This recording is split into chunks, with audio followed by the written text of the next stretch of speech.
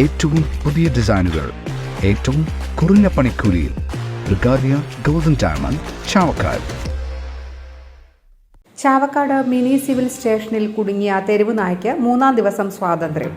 Civil സ്റ്റേഷനിലെ ഏറ്റവും മുകളിലെ നിലയിലാണ് തെരുവ് നായ അകപ്പെട്ടിരുന്നത്. തെരുവ് നായയെ പുറത്തിറക്കാൻ ഉദ്യോഗസ്ഥർ നിരവധി തവണ ശ്രമിച്ചെങ്കിലും കഴിഞ്ഞിരുന്നില്ല. ഇന്ന് നിരന്തര പ്രയത്നത്തിനൊടുവിലാണ് നായയെ രക്ഷപ്പെടുത്തിയത്.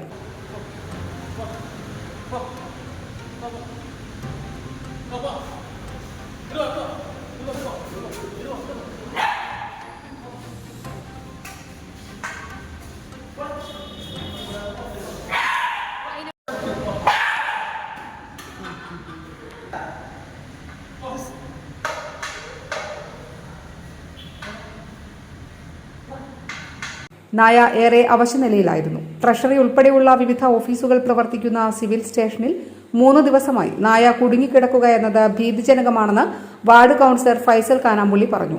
സിവിൽ സ്റ്റേഷന് അടച്ചുറപ്പ് വേണമെന്നും ഇതിനാവശ്യമായ നടപടികൾ അധികൃതർ സ്വീകരിക്കണമെന്നും അദ്ദേഹം ആവശ്യപ്പെട്ടു.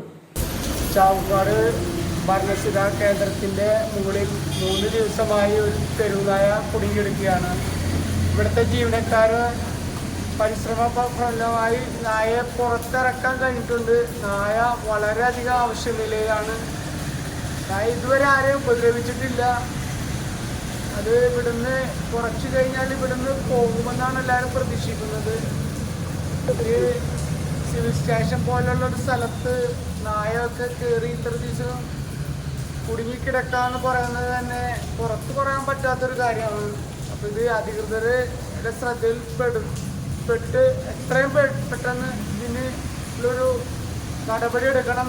സിവിൽ സ്റ്റേഷന് കുറച്ച് അടച്ചുറപ്പൊക്കെ ആവാം.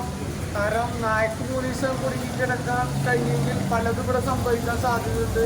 അന്താരാഷ്ട്ര നിലവാരമാർന്ന 100% സംശുദ്ധമായ silver jewellery collections, handcrafted classic silver ornaments, platinum പോലെ silver, Alukkaran silver jewellery, Chettuva road Chavakkad, Chettuva road Vadanappally. Guruvayur മണ്ഡലത്തിലെ നാട്ടുവാർത്തകളുമായി സർക്കിൾ ലൈവ് ന്യൂസ്.